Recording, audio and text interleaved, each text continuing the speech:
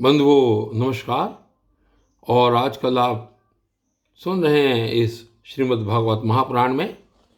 कल आपने वेद स्तुति सुनी कि जिस समय प्रभु सो जाते हैं तो जो श्रुतियां हैं, जिनको वेद भी जो कहलाते हैं, वो जाकर भगवान को जगाती हैं और वो भगवान की प्रार्थना के लिए क्या क्या करती हैं, क्या क्या कहती हैं, ये अध्याय वेद स्तुति के नाम से इस श्रीमद् भागवत महापुराण में दिया है।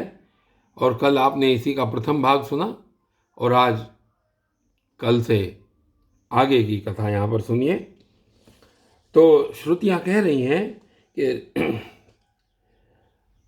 आगे बात जारी रहती है श्रुतियों की। कहते हैं कि ऋषियों ने आपकी प्राप्ति के लिए अनेकों मार्ग माने हैं। उनमें जो स्थूल दृष्टिकोण वाले हैं, स्थूल दृष्टि वाले हैं, वे मणिपूरक चक्र में अग्नि रूप से आपकी उपासना करते हैं। अरुण वंश के ऋषि समस्त नारियों के निकलने के स्थान हृदय में आपके परम सूक्ष्म स्वरूप देहर ब्रह्म की उपासना करते हैं। प्रभु, हृदय से ही आपको प्राप्त करने का श्रेष्ठ मार्ग सुषुम्ना नाड़ी ब्रह्म रंध्र तक गई हुई है। सुषुम्ना नाड़ी ब्रह्म रंध्र तक गई हुई है। जो पुरुष उस ज्योतिर्मय मार्ग को प्राप्त कर लेता है और उससे ऊपर की ओर बढ़ता है, वह फिर जन्म मृत्यु के चक्कर में नहीं पड़ता। और बंधुओं, यहाँ पर आप जैसा कि पहले जानते हैं कि श्री श्रीधर स्वामी ने इस बार बहुत अच्छे श्लोक लिखे हैं और उन्हीं में से आगे ये श्लोक आप पढ़िएगा, सुनिएगा। इसका अर्थ है कि मनुष्य ऋषि मुनियों के द्वारा बतलाई हुई पद्धतियों से उधर आदि स्थानों में जिनका चिंतन करते हैं और जो प्रभु उनके चिंतन करने पर मृत्यु भय का नाश कर देते हैं, उन हृदय देश में विराजमान प्रभु की हम उपासना करते हैं। और इसके बाद आगे श्रुतियाँ कहती हैं, भगवान आपने ही देवता मनुष्य और पशु पक्षी आदि योनियाँ बनाई हैं। सदा सर्वत्र सब रूपों में आप हैं ही, इसलिए कारण रूप से प्रवेश न करने पर भी आप ऐसे जान पड़ते हैं मानो उसमें प्रविष्ट हुए हों। साथ ही विभिन्न आकृतियों का अनुकरण करके कहीं उत्तम तो कहीं अधम रूप से प्रतीत होते हैं। जैसे आग छोटी बड़ी लकड़ियों और कर्मों के अनुसार प्रचुर अथवा अल्प परिमाण में या उत्तम अधम रूप में प्रतीत होती है। इसलिए संत पुरुष लौकिक पारलौकिक कर्मों की दुकानदारी से उनके फलों से विरक्त हो जाते हैं और अपनी निर्मल बुद्धि से सत्य असत्य, आत्मा अनात्मा को पहचान कर जगत के झूठे रूपों में नहीं फंसते, आपके सर्वत्र एक रस संभाव से स्थित सत्य स्वरूप का साक्षात्कार करते हैं। और इसमें आगे फिर श्री श्रीधर स्वामी जी का श्लोक है। उन्होंने कहा है कि अपने द्वारा निर्मित संपूर्ण कार्यों में जो न्यूनाधिक श्रेष्ठ कनिष्ठ के भाव से रहित एवं सब में भरपूर है, इस रूप में अनुभव में आने वाली निर्विशेष सत्या के रूप में स्थित है, उस भगवान का हम भजन करते हैं। और आगे कहती हैं श्रुतियाँ कि प्रभु, जीव जिन शरीरों में रहता है वे उसके कर्म के द्वारा निर्मित होते हैं और वास्तव में उन शरीरों के कार्य कारण रूप आवरणों से वह रहित है, क्योंकि वस्तुतः वह आवरण की सत्ता ही नहीं है।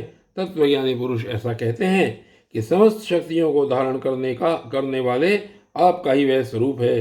स्वरूप होने के कारण अंश न होने पर भी उसे अंश कहते हैं और निर्मित न होने पर भी निर्मित कहते हैं।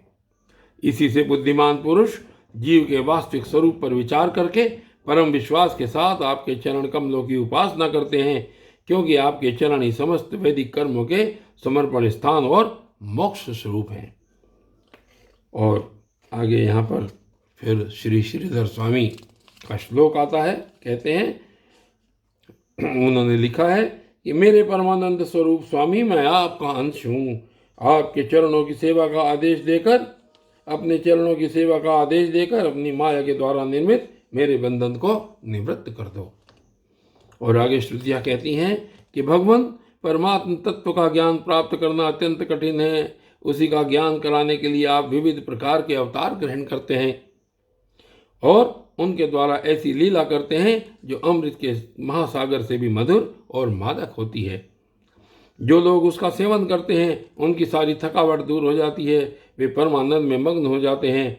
कुछ प्रेमी भक्त तो ऐसे होते हैं जो आपकी लीला कथाओं को छोड़कर मोक्ष की भी अभिलाषा नहीं करते। स्वर्ग आदि की तो बात ही क्या है, वे आपके चरण कमलों के प्रेमी परमहंसों के सत्संग में जहां आपकी कथा होती है इतना सुख मानते हैं कि उसके लिए इस जीवन में प्राप्त अपनी घर गृहस्थी का भी परित्याग कर देते हैं। और इसके बारे में ही यहाँ पर श्री श्रीधर स्वामी का श्लोक है कि कोई कोई बिरले शुद्धांतःकरण महापुरुष आपके अमृतमय कथा समुद्र में विहार करते हुए परमानंद में मग्न रहते हैं और धर्म अर्थ काम मोक्ष इन चारों पुरुषार्थों को तृण के समान तुच्छ बना देते हैं। और आगे श्रुतियाँ कहती हैं कि प्रभु यह शरीर आपकी सेवा का साधन होकर जब आपके पद का अनुरागी हो जाता है तब आत्मा हितैषी सुहृद और प्रिय व्यक्ति के समान आचरण करता है। आप जीव के सच्चे हितैषी प्रियतम और आत्मा ही हैं और सदा सर्वदा जीव को अपनाने के लिए तैयार भी रहते हैं। इतनी सुगमता होने पर तथा अनुकूल मानव शरीर को पाकर भी लोग सख्य भाव आदि के द्वारा आपकी उपासना नहीं करते, आप में नहीं रमते, बल्कि इस विनाशी और असत शरीर तथा उसके संबंधियों में ही रम जाते हैं, उन्हीं की उपासना करने लगते हैं और इस प्रकार अपने आत्मा का हनन करते हैं, उसे अधोगति में पहुंचाते हैं। भला यह कितने कष्ट की बात है। इसका फल यह होता है कि उनकी सारी वृत्तियां सारी वासनाएं शरीर आदि में ही लग जाती हैं और फिर उनके अनुसार उसको पशु पक्षी आदि के न जाने कितने बुरे बुरे शरीर ग्रहण करने पड़ते हैं और इस प्रकार अत्यंत भयावह जन्म मृत्यु रूप संसार में भटकना पड़ता है। और इसी के बारे में फिर श्री श्रीधर स्वामी का श्लोक है जिसका अर्थ है कि आप जगत के स्वामी हैं और अपनी आत्मा ही हैं। मैं इस जीवन में ही मेरा मन आप में रम जाए। मेरे स्वामी, मेरा ऐसा सौभाग्य कब होगा जब मुझे इस प्रकार का मनुष्य जन्म प्राप्त होगा। और आगे कहती हैं श्रुतियाँ कि प्रभु बड़े बड़े विचारशील योगी यति अपने प्राण मन और इंद्रियों को वश में करके दृढ़ योगाभ्यास के द्वारा हृदय में आपकी उपासना करते हैं, परंतु आश्चर्य की बात तो यह है कि उन्हें जिस पद की प्राप्ति होती है उसी की प्राप्ति उन शत्रुओं को भी हो जाती है जो आपसे वैर भाव रखते हैं, क्योंकि स्मरण तो वे भी करते हैं। कहाँ तक कहें भगवान, वे स्त्रियां जो अज्ञानवश आपको परिच्छिन्न मानती हैं और आपकी शेष नाग के समान मोटी लंबी तथा सुकुमार भुजाओं के प्रति काम भाव से आसक्त रहती हैं, जिस परम पद को प्राप्त करती हैं वही पद हम श्रुतियों को भी प्राप्त होता है। यद्यपि हम आपको सदा सर्वदा एक रस अनुभव करती हैं और आपके चरणारविंद का मकरंद रस पान करती रहती हैं, क्यों न हो आप समदर्शी जो हैं, आपकी दृष्टि में उपासक के परिचिन्न या अपरिचिन्न भाव में कोई अंतर नहीं है। और इसी को श्रीधर स्वामी ऐसे कहते हैं कि देव आपके चरणों का प्रेम पूर्वक स्मरण अत्यंत दुर्लभ है, चाहे जैसे कैसे भी हो नरसिंह, मुझे तो आपके चरणों का स्मरण दिन रात बना रहे। इसमें वो ऐसी कामना करते हैं, अपनी ऐसी इच्छा जता रहे हैं। और आगे चलते हैं इसमें श्रुतियों के इस अध्याय में।